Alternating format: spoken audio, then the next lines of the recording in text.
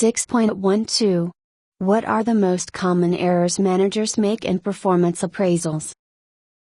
The halo effect and pitchfork effect are rating biases, and one of 7 common errors managers make in appraising employees.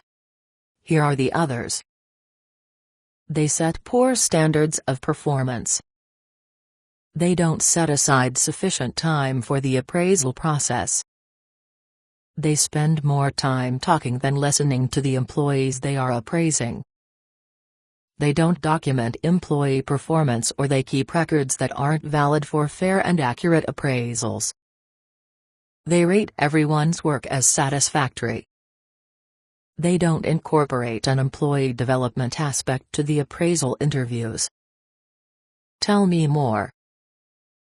They set poor standards of performance. The manager writes the standard without clarifying with the employee what his expectations are. For instance, a manager may ask an employer to improve quality but not define it. What happens? The manager tells the employee, "You really haven't improved the quality of your work." The employee responds, in turn, "How can you say that? I shortened the time it takes to process orders and I've increased the accuracy of data entry. What else did you expect of me?" Manager, "That's not what I meant by quality. I wanted you to. .. They don't set aside sufficient time for the appraisal process. Not only do some managers rush through the paperwork, maybe even completing it minutes before they meet with employees, but they speed through meetings as well.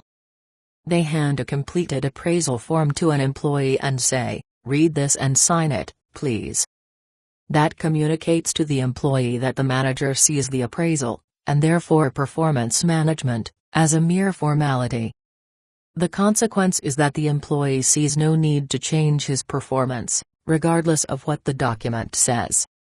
What's more, if the employee disagrees with the assessment, it may lead him to refuse to sign the document, demand to see the supervisor's own manager about the appraisal, or even seek out a lawyer if the appraisal means no promotion or threatens job security.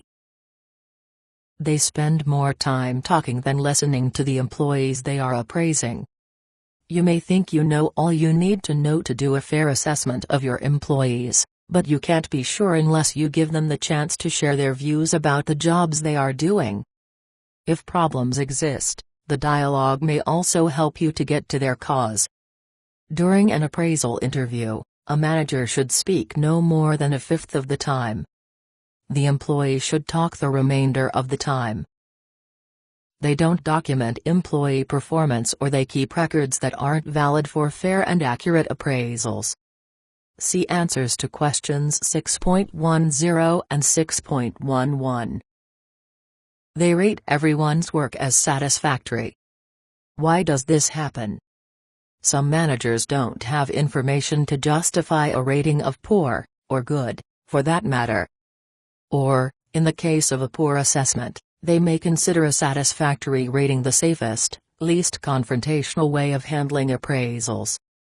But classifying everyone's work as satisfactory or better deprives good workers of the recognition they deserve and poor performers of the information that might help them turn their performances around.